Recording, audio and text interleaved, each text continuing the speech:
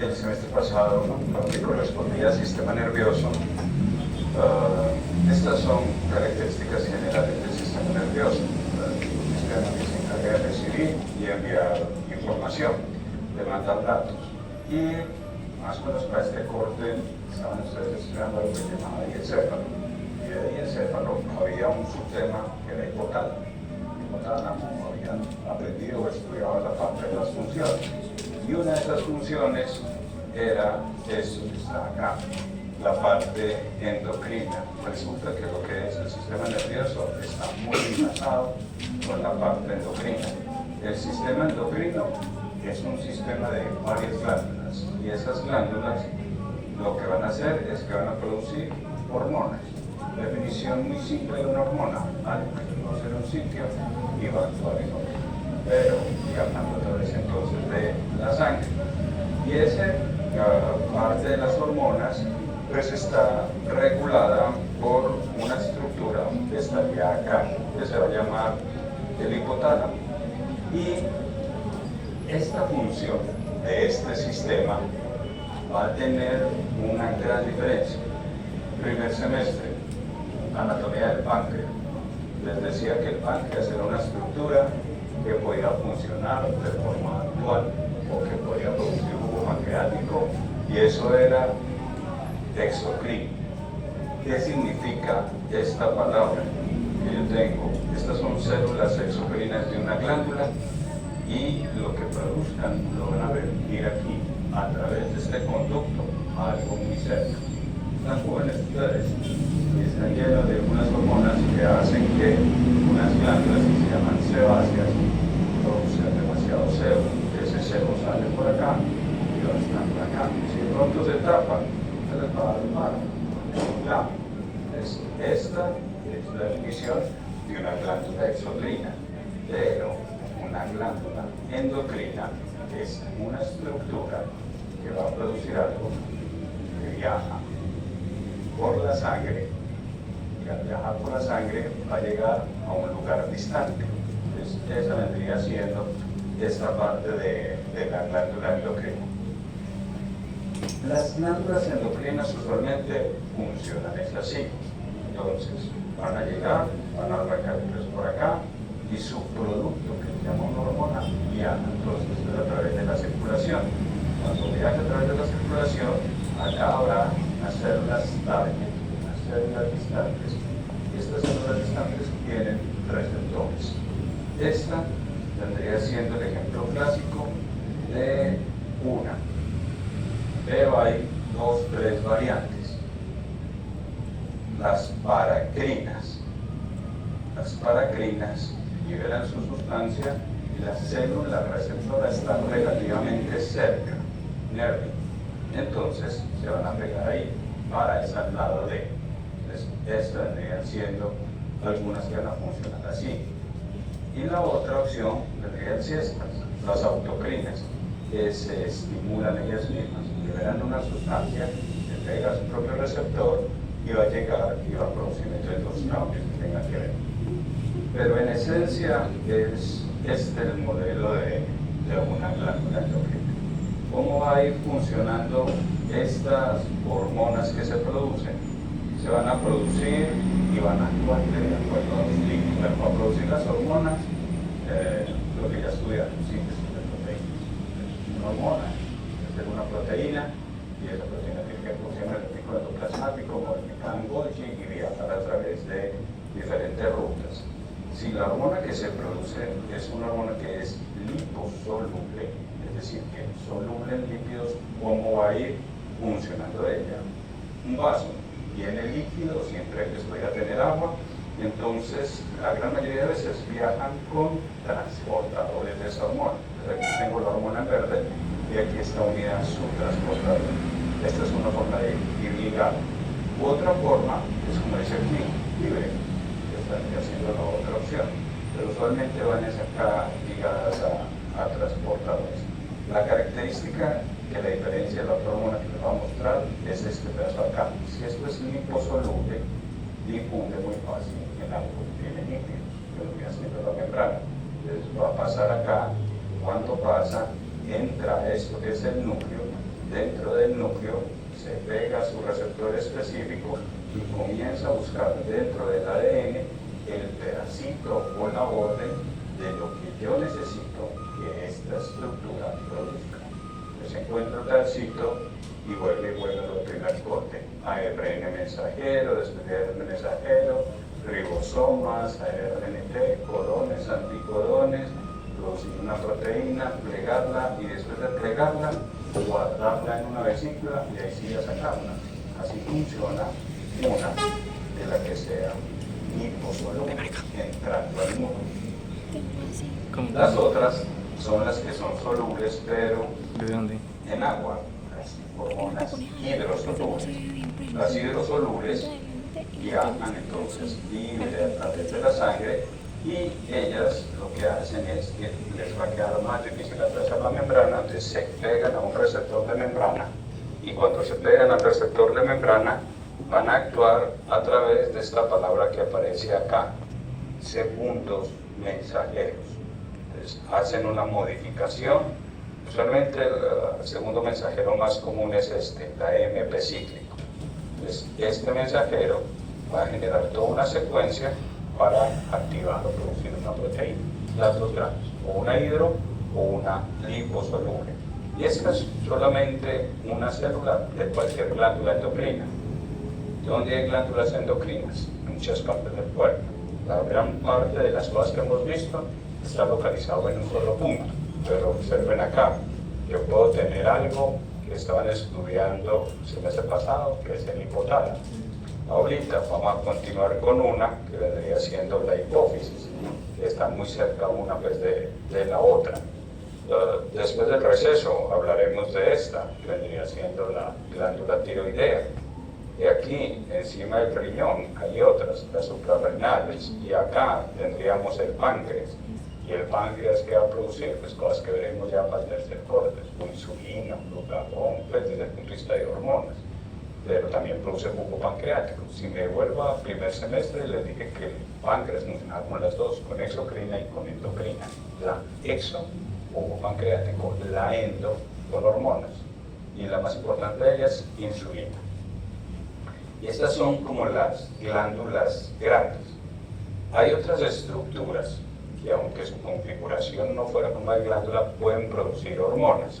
Por ejemplo, el corazón, lo vimos, es un músculo, va a producir la contracción cardíaca y todo lo demás, pero él también puede producir una hormona que se llama el péptido natriurético auricular, algo que va a servir para controlar la presión.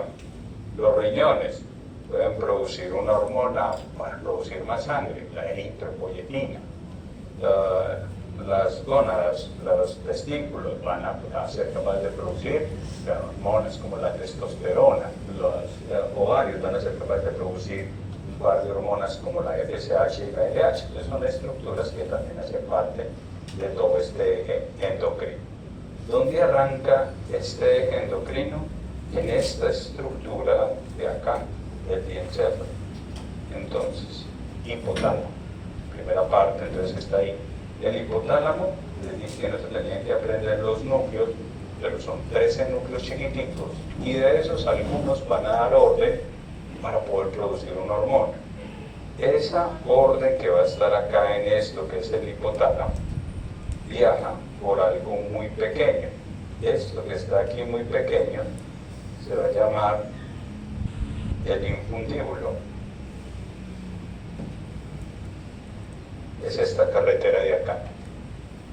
Y va a llegar a esto que encerraré en amarillo, bueno, verde, que vendría siendo la hipófisis. Está muy cerca. Arriba hipotálamo y abajo hipófisis, conectadas por un conducto, por un canal. Acá, este es el que va a dar la materia prima. Y acá es donde se van a fabricar la gran mayoría de las hormonas. O sea, esto es muy chiquitico, tiene un tamaño más o menos de un blanquillo, de un frijol. Ese es el tamaño aproximado de una hipófisis. Es como si aquí estuvieran dando madera para que esto produzca papel. Entonces, son dos zonas ahí muy cercanas. Esta estructura, que se llama la hipófisis, se va a dividir en dos grandes regiones. Primera región, la región de adelante, vendría siendo la adenohipófisis. Esa es la parte más grande y donde vamos a encontrar la mayor parte de las células. Y esta de aquí atrás, que es la neurohipófisis. Esos son los dos segmentos. La que está en azul es anterior, la que está en verde es posterior. Acá se producen hormonas y se botan. En la neuro es donde se van a guardar todos para liberarlas. Esas se las había preguntado el semestre pasado.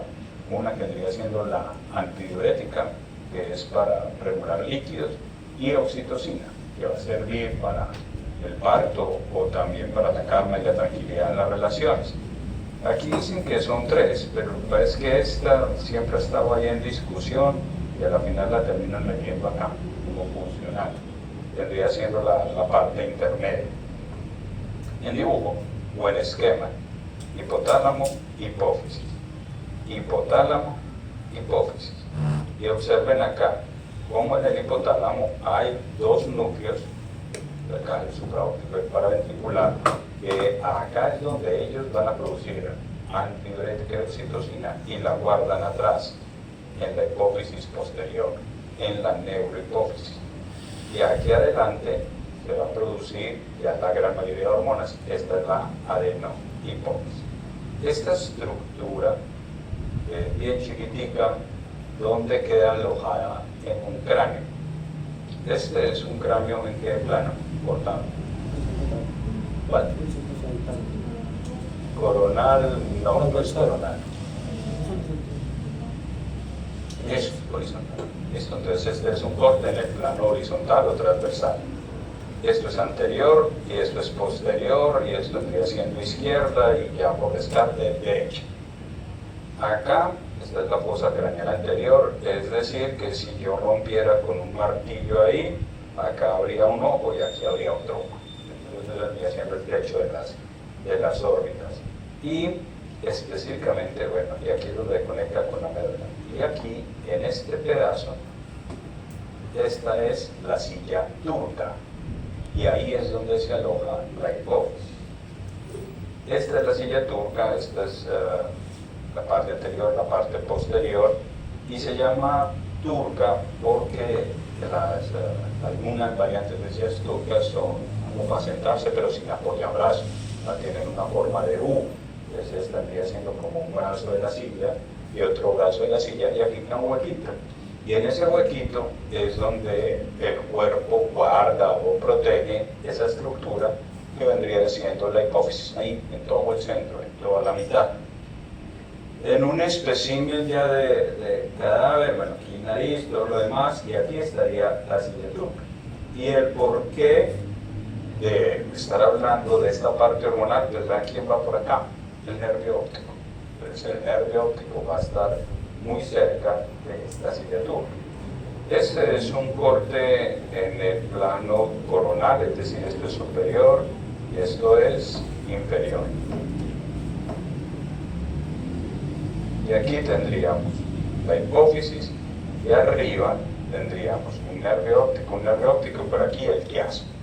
Entonces, ya van entendiendo la necesidad. Si yo tengo un tumor aquí, me van a comprimir estructuras de la vía óptica que ustedes sabían, entonces maqueteado del semestre anterior.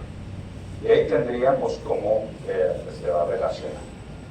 Vamos a hacer un resumen enorme, gigantesco de la parte hormonal. Esto es toda una carrera de medicina, ¿no? Entonces solamente como lo más grande de lo que va a estar ahí. La adenohipófisis, es decir, la de adelante, va a tener diferentes tipos de células. Las células van a recibir, o sea, recuerden que esta es la de adelante, la anterior. La anterior va a tener 5 tipos de células. Y cada una de esas células tiene un nombre específico. Cuando aquí aparece esto de tropa, tropa es a favor de o crecimiento de algo o alimentación de crecimiento. Entonces van a existir unas células que se llaman somatotropas, es decir, que sirven para que el cuerpo crezca, y si sirven para que el cuerpo crezca, pues estas eran células que tienen que ver con el crecimiento. Messi, súper enanito cuando se lo llevaron para España, ¿qué le daban? Hormona de crecimiento, que cada tamañito. Entonces, la hormona de crecimiento es necesaria para diferentes acciones a nivel del hueso y a nivel del músculo. Esta lactotropa, ¿para qué se imaginan que servirá? Vale. Lactosa. ¿Y qué tiene lactosa? La leche. ¿Y qué ser humano produce leche que sea alimenticia? Las mujeres. Entonces va a servir acá para la lactancia. Entonces esta vendría siendo una. La otra, va a poder que una madre gestante pueda amamantar entonces a su bebé. Corticotropa, se les comienza a cortar a ustedes la próxima semana y la que sigue, entre parciales. Esto va a producir algo que tiene que ver con la respuesta frente al estrés, cortisol. Entonces va a producir hormonas que tengan que ver con esa respuesta adrenérgica. Esta de acá, tirotropa, es para la tiroides, de eso hablamos ahorita. Y estas tienen que ver con las gónadas, testículos en los hombres, ovarios en las mujeres. Y así tendríamos entonces como en la parte anterior hay 5 tipos de células para 5 funciones grandes. Estas hormonas que van a aparecer aquí vendrían siendo ya como es el nombre específico. Entonces, o más bien lo que significan, porque siempre aparecen es desde el nombre en inglés. Entonces se van a encontrar con esta de aquí, una H minúscula y una G mayúscula y una H mayúscula. Traducido del inglés vendría siendo la hormona del crecimiento growth human, la hormona del crecimiento humano. Entonces, esta hormona del crecimiento humano, ¿quién la produce? Estas, las somatotropas. ¿Y qué función van a servir? Pues para poder hacer el crecimiento. Estas de acá, no se las aprendan porque se confunden. O sea, estas, simplemente les voy a mostrar uno, pues para que entiendan, ya si las ven por ahí, qué es lo que significa. El hipotálamo va a producir esto, todo en mayúscula. Growth hormone, release, entonces es la hormona liberadora para la hormona del crecimiento. Entonces, la madera va a poder producir esto. Entonces, que vayan entendiendo cuáles, las de acá, las que se producen en la hipófisis, las que se producen por acá en el hipotálamo, pues no. De la tiroides, ahorita hablamos de ella, la TSH, la hormona estimulante de la tiroides. Para las gónadas, aquí están FSH y LH. Para la lactancia, prolactina. Y las corticotrópicas es esta, la ACTH, esta es la que tiene que ver ahí ya para esa producción. Y esta era la que estaba en la mitad, que decía que al final la terminaban metiendo en la parte anterior. Esta es la que decían por aquí que era la parte intermedia. Ya se me pasa. De la parte intermedia, que es la hormona productora de melanocitos. ¿Cómo se descubrió esto de saber cómo era que funcionaba cada una de ellas? Pues es inmunohistoquímica. Se tiñen y se les colocan unos marcadores radioactivos y van señalando unas alumbran y otras no, y fueron pudiendo agruparlas en diferentes grupos. ¿Cuántos? 5 para la parte de adelante. Y entonces aquí estarían esas hormonas y les voy a mostrar aquí el resumen, pero ampliado. Estas de acá son las que vamos a tener en algunas, por ejemplo aquí, hormona del crecimiento. Entonces la hormona del crecimiento humano, ¿para qué va a servir? Pues para que el cuerpo arranque todo un proceso metabólico, para estimular el hígado, para estimular músculos, cartílagos, huesos, para secretar insulina, que es una hormona que ayuda a ir a hacer crecimiento, síntesis de proteína, reparar tejido y aumentar la concentración de glucosa en sangre. Entonces sirve para eso, para crecimiento. Nosotros tenemos una etapa que vendría siendo pasar de la niñez a la adolescencia, en la cual se pega todo un gran salto metabólico, y eso viene siendo dado por acá. De forma, no digamos que muy legal, sino, queriendo traer la palabra, en los gimnasios. La gente que quiere chutarse cosas para crecer y aumentar músculo. Esta es una de las cosas con las que hace el doping, vendría siendo hormona de crecimiento, porque si usted viera aquí, estimula el hígado, músculo, cartílago, se repara más rápido, aumenta el glucosa. Entonces esto es una de las cosas que se chutan en los gimnasios para poder que milagrosamente de un momento a otro ya tienen grandes masas musculares. De tiroides, pues tendremos aquí la TSH, no nos vamos a meter mucho en ella porque para eso hay un segmento de la clase dedicado para eso. Y acá en las gónadas tendríamos dos. Una, que es la FSH, esa es la hormona folículo estimulante. Entonces esta FSH tiene dos efectos dependiendo del sexo cromosómico.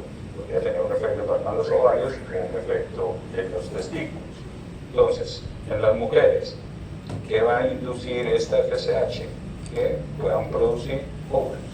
Y ya saben todo lo que habíamos visto en embriología el semestre pasado, para poder entonces que tenga esa parte del ciclo, que pueda producir estrógenos y que de ahí ya pueda tener toda una serie de factores en caso tal de que pudiera quedar en embarazo.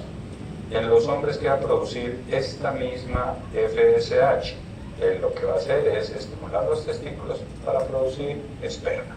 Entonces, la misma, dependiendo del género, pues va a ir produciendo diferentes cosas.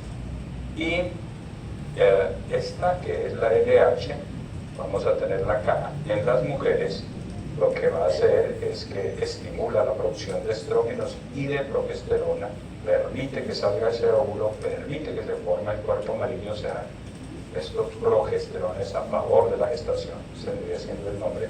Y en los hombres, ¿qué va a hacer? Va a hacer que se produzca testosterona. Este par de hormonas son lipoideas. Para poderlas producir se necesita grasa.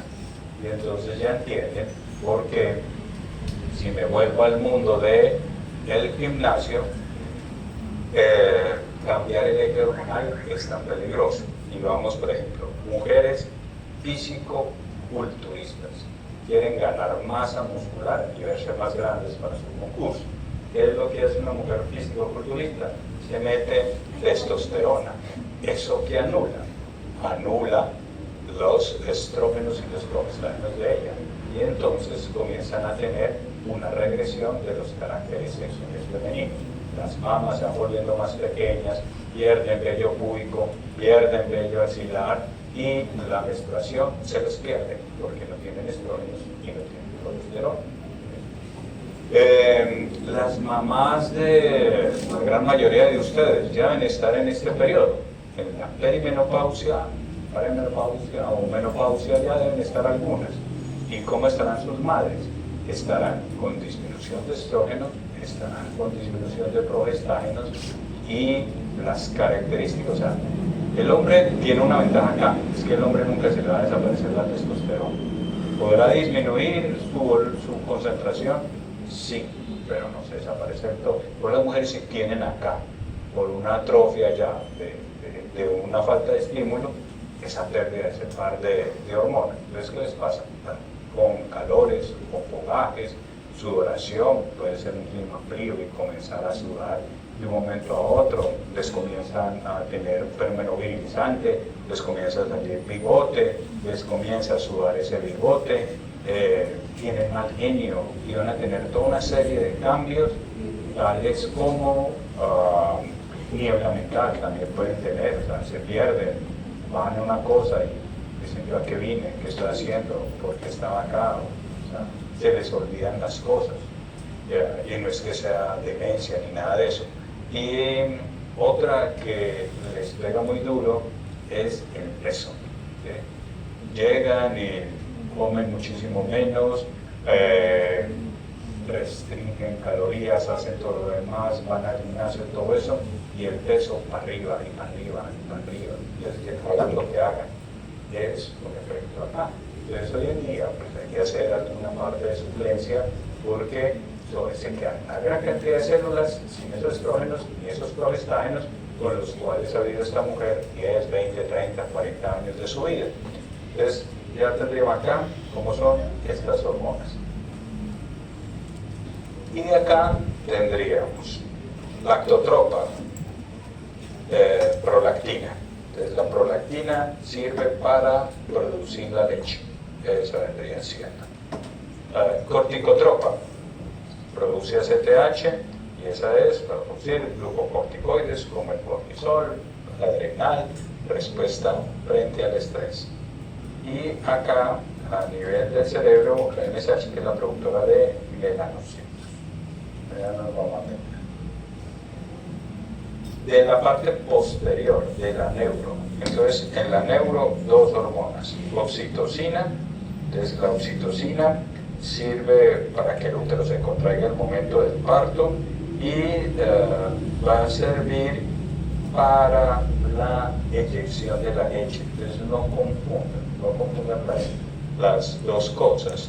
O sea, la prolactina sirve para producir la leche, para que la glándula mamaria pueda generar la leche, pero la oxitocina sirve para sacarla, es decir, cuando el bebé chupetea la areola de la madre va a generar una secreción de oxitocina, se contraen unos conductos y se sale, pero la oxitocina no la produce, ayuda a que salga.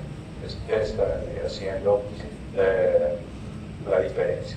Y la antidiurética tiene que ver con la regulación de lípidos. Todas listas en un solo esquema estarían acá.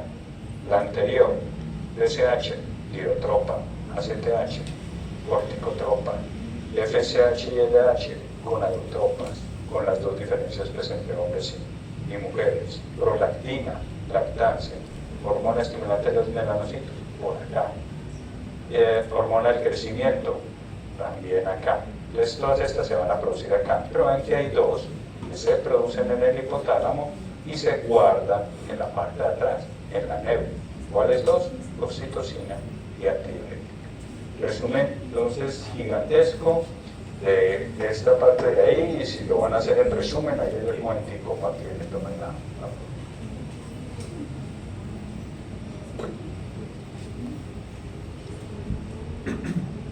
ya con la parte macro de cómo funciona entonces esta glándula, pues nos metemos con una sola enfermedad, adenoma hipofisiario, es decir, coma es tumor y esto es de la hipófisis, de la parte anterior de la hipófisis. ¿Qué sucede con este tumor? Que es un tumor benigno, es muy raro, yo no los considero malignos.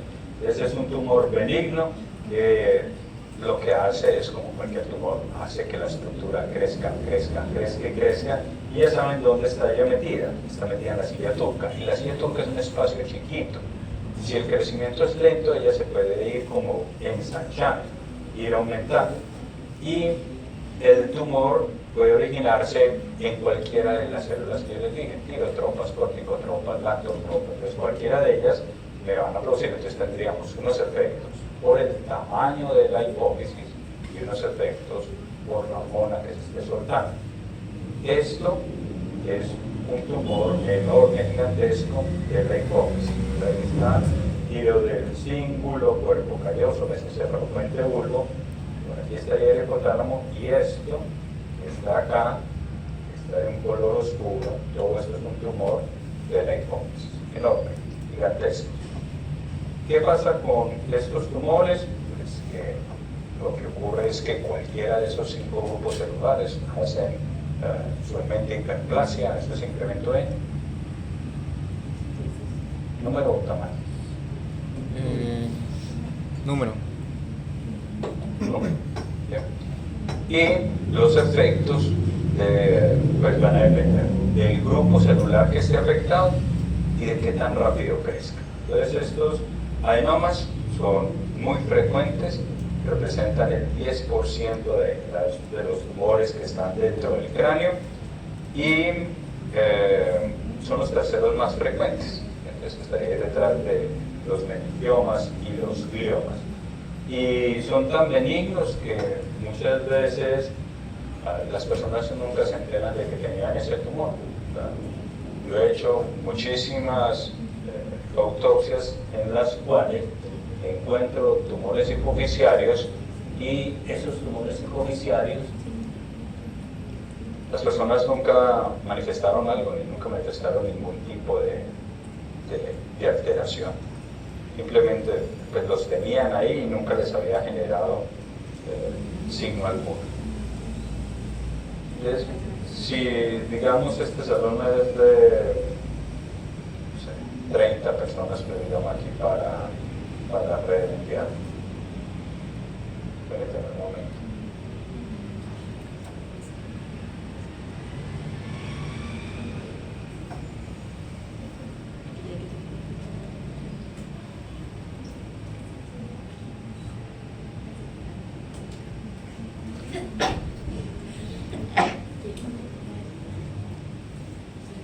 De 30, por ahí 3 podrían tener un tumor hipoficiario y no saber. ¿Sí?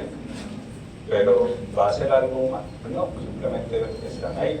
Pero van a depender su expresión clínica, es de si está haciendo un aumento de secreción o no, o mucho o poco, y miraremos de la parte neurológica, que es en la que nos vamos a centrar. Si las cosas están funcionando poco, pues entonces tendríamos, por ejemplo, como le dije acá, con las mujeres de fisicoculturismo que pueden hacer esto, un hipogonadismo, una regresión de caracteres sexuales secundarios. Hipotiroidismo, ahorita hablamos un poquito de esto, pero esto vendría siendo algunos de los hallazgos. ¿En qué nos vamos a centrar mucho más? En esto, en la parte neurológica. ¿Podría producir dolor de cabeza? Sí, pero pues si es muy grande y está comprimiendo la dura madre. Y acá tendríamos que hay alteraciones visuales. Dentro de las alteraciones visuales, compresión a nivel del quiasma. ¿Qué efecto campimétrico hay?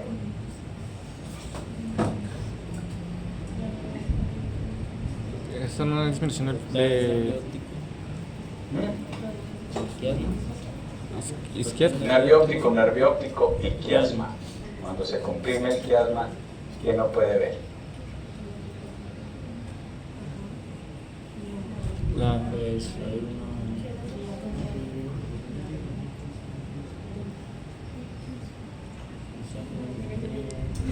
¿Ya o no?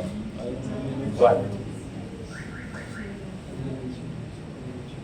Una mianopsia bitemporal.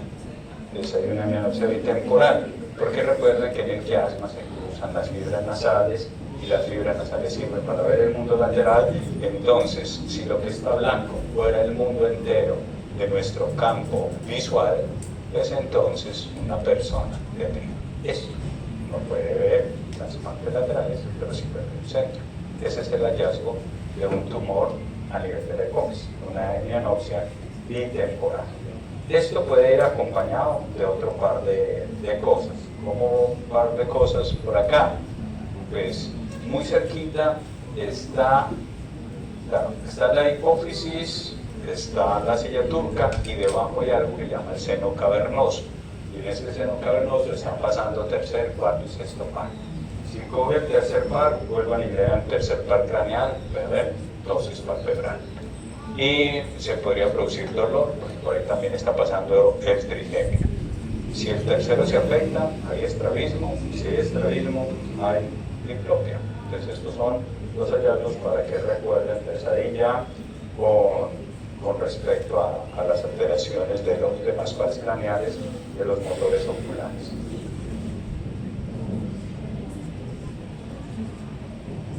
Y vamos a hablar muy corto de algunos síndromes específicos.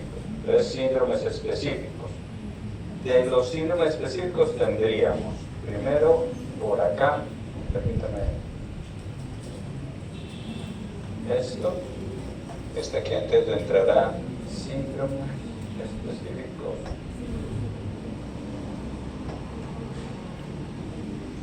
Tendríamos esto. El primero, un prolactinoma, un tumor que produzca prolactina. Este tumor que produce prolactina, ¿qué es lo que más se va a generar como sustancia en el cuerpo? Pues no prolactina. No, ¿para qué sirve esta hormona? ¿No produce qué? Leche. Entonces la persona va a tener una salida de leche, bien sea hombre o bien sea mujer. Entonces, los hombres también tenemos glándula mamaria, pero es mucho más pequeña que la de las mujeres. Y si un hombre tiene un prolactinoma, entonces también podrá producir leche como una parte tumoral. Entonces, esta vendría siendo uno de los señales. La hiperprolactina. Entonces, un prolactinoma se va a caracterizar por esa producción de leche. Generalmente son tumores que son pequeños, y esos tumores pequeños, desde el punto de vista neurológico, pues se van a caracterizar es por una hemianopsia. La hormona del crecimiento, es decir, la hormona del crecimiento está por una hiperplasia que está produciendo mucha hormona del crecimiento, lo que tendría sería dos cosas, o el gigantismo o la acromegalia, dos palabras por diferenciar. Gigantismo. Entonces, con el gigantismo tendríamos esto. Observen, personas muy grandes, enormes, pero observen una particularidad, son simétricos, ¿verdad? Es grande todo, ¿sí? O sea, es proporcional el gran tamaño, pero no existe una asimetría en los diferentes segmentos corporales. Es enorme y es gigante, esto es. Se verán a veces muchos, yo creo que en Dos Quebradas había uno, tenía ya el pelado como 15, 16 años, ya iba como por los 2 metros 10, 2 metros 15, ya que él estaba ahí con un tumor en la hipófisis. Perdón.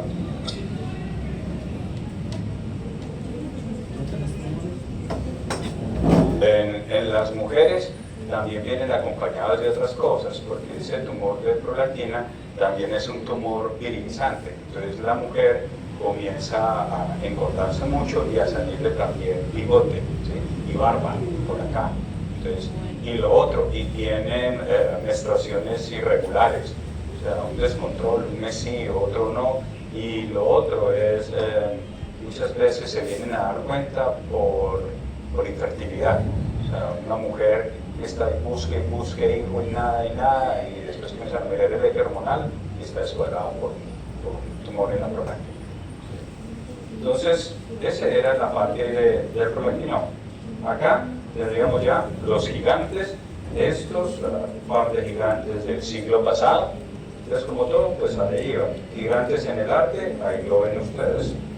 Este es de Juan de Batú. Entonces, miren en el cuadro cómo estarían ahí los otros y cómo estarían entonces allá el tamaño. Gigante de ahorita que estábamos en la parte religiosa y todo lo demás, este es un cuadro de Caravaggio. Y ahí está David y Goliat. Entonces Goliat, dentro de la historia, un gigante. ¿Y qué dice el mito? Dice que este gigante entonces de los filisteos acababa con los demás ejércitos y que David todo chiquitico llegó, le tiró una piedra y lo mató. ¿Sí? Que es lo que se dice también desde el punto de vista de análisis médico. Pues si era gigante, era probable que tuviera un tumor en la hipófisis que generara una mayor cantidad de hormona de crecimiento que hiciera que Goliat fuera enorme. Pero si era enorme, que si tenía un tumor, pues también era posible que tuviera un defecto campimétrico. ¿Cuál? Los dije los que una mianopsia bitemporal. Entonces, si tenía una mianopsia bitemporal, es posible que David simplemente se le hizo de lado, le tiró la piedra y no vio cuando le tiró la piedra. Eso es parte ahí también de explicaciones de patologías de la Biblia.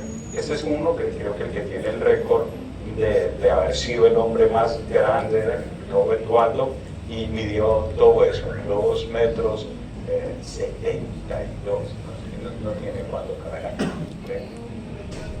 2 metros 72. ¿Cuánto pesó? 222 kilos. Su padre medía lo que yo mido, 1,80, y ahí ese fue su periodo de vida. Cuando falleció, pues, o sea, para este tamaño nada le servía. Entonces él terminó ahí donando ahí sus zapatos, ahí antes de las cosas que tenían. También tuvieron que mandar a hacer el cofre reforzado y todo lo demás para cargar. Entonces este es uno que es grande, gigante. Pero existen otros que son grandes, pero tienen más grandes algunos segmentos corporales, como este, Maurice Tillet. Y este era un luchador, llamaba El Ángel, y una persona bastante inteligente, pero lo rechazaban mucho por su aspecto. ¿Y se parece a quién? A Shrek. Y es que es la verdad. Él, después, posteriormente, de los moldes de su cara y de todo lo demás, sacaron para hacer todo lo que tiene que ver con Shrek. Entonces, a este personaje, a Maurice, le tenía, observen ahí, una parte que ya la mandíbula es muy grande, ya es muy prominente, y él tenía también otro segmento corporal grande, las manos y los pies. Entonces, ya tener manos grandes, pies grandes, cabeza grande, o sea, tiene grandes segmentos corporales, pero no es todo. Entonces, a eso es a lo que se denomina acromegalia. Entonces, acá tendríamos un cómic mostrando las diferencias de las dos. Un gigante, ustedes ven aquí par personas chiquiticas, pues este crece igualitico, pero es simétrico. Este es grande, pero por segmentos, la cara, la mandíbula, las manos. ¿Y por qué la diferencia? Porque es que este tuvo un efecto de hormona del crecimiento antes de que se cerraran los núcleos de crecimiento, o sea, antes del estirón. Entonces, esa hormona siguió actuando, por eso es simétrico. Pero si una persona tiene mayor cantidad de hormona del crecimiento después del cierre de las fisis a nivel de los huesos, lo que crece es algún segmento, como estarían acá. Esos dos son de los grandes, entonces, gigantismo y acromegalia. Eso es porque hay mucho. El versus, ¿cuál vendría siendo? Pues los enanos. Entonces, una disminución ya de la hormona del crecimiento, pues ya tendríamos acá algunos. Este es uno, es un enanismo que vendría siendo un cuadro de Velázquez, se llama Enano con perro de Don Antonio. Y otro, y este sí es de un enanismo hipoficiario, ¿sí? Entonces, si alguna vez vieron de esos especiales de enanos que pasaban ahí en los diferentes canales, veían que habían diferentes tipos de enanismo. Algunos donde la cabeza es lo más grande, otros que son como muy simétricos, y al igual que exceso, pues también hay diferentes causas para el enanismo. Si hay un compromiso de las corticotropas, entonces lo que tendríamos es esta enfermedad de Cushing. Entonces, ¿qué sucede con el Cushing? Que hay mucho cortisol. ¿Qué pasa si hay mucho cortisol? Que va a cambiar el eje del cuerpo y se van a acumular y se van a dar diferentes cambios. Se va a acumular mucha grasa por acá, como en la nuca, y eso es lo que se denomina cuello de búfalo, ¿sí? Como el morro aquí en la parte de atrás. La cara de luna llena, o sea, como llena rotos, por acá, por la parte del medio. El corazón está grande y van a tener por acá una obesidad predominantemente aquí hacia la parte central. Los huesos van perdiendo calcificación, es una persona hipertensa, las extremidades son delgaditas, sanan muy mal las heridas y también podría tener alteraciones. Un Cushing lo podríamos producir los médicos con un tratamiento. Por ejemplo, hay enfermedades autoinmunes. El sistema inmune se está enloqueciendo y ataca al propio cuerpo. Lupus, artritis reumatoidea, lesión. ¿Qué hacen los reumatólogos? Dan esteroides. ¿Por qué? Porque el esteroide es el más potente antiinflamatorio. Hay una inflamación con las células del propio cuerpo. Entonces combato la inflamación para que no destruya partes del cuerpo. Pero dar antiinflamatorios es aumentar los esteroides como el cortisol y tendríamos a alguien que estudiar el hecho que el tratamiento va teniendo estos cambios, esta parte acá. Entonces esas son las características. Una cara de luna llena, cuello de búfalo, una obesidad, muchas estrías aquí en el abdomen, estrías aquí a nivel del pecho. Y entonces, personaje, pues, para los que les tocó esta serie, vendría siendo Barney. Entonces Barney tiene un Cushing, aquí esta parte aquí central, y es como la diferencia. Entonces, hombres y mujeres acumulamos grasa en forma distinta.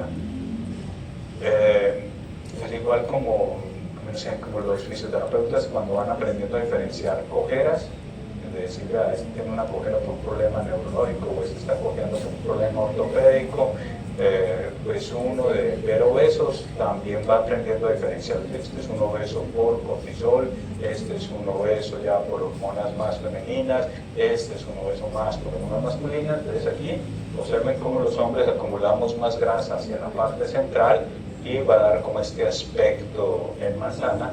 Las mujeres tienden a acumular más grasas por acá en las caderas y en la parte baja y por acá en los muslos. Mujer con Cushing, acá la ven, cara de luna llena, como redondita, y por acá estrías, obesidad, también lo llaman esto aquí abdomen en pancracio, o sea, como barriga de rana, pues, entonces una barriga de rana, y acá con las estrías, y por acá el cuello de búfalo. Entonces esos son este síndrome que está relacionado. Entonces ya ven, al menos 3, 4 síndromes grandes por prolactina, por cortisol o por hormona del crecimiento debido a esto. Estos, observen que hay algunos hallazgos y habrán otros neurológicos. Ustedes dirían, esto será muy raro. No, yo ya he tenido por ahí 2, 3 estudiantes que me han dicho, están en clínica y dicen, profe, un paciente creía que tenía era por gafas porque estaba viendo mal, y al hacer las pruebas tenía un defecto campimétrico, y al mirar tenía una menopsia bitemporal, y se envió al médico y lo que tenía era esto, una adenoma hipoficial. ¿Sí? ¿Y dónde arrancó esa primera? Por acá, en optometría, pero hay que tener la astucia, hay que se enferma de lo que uno sabe.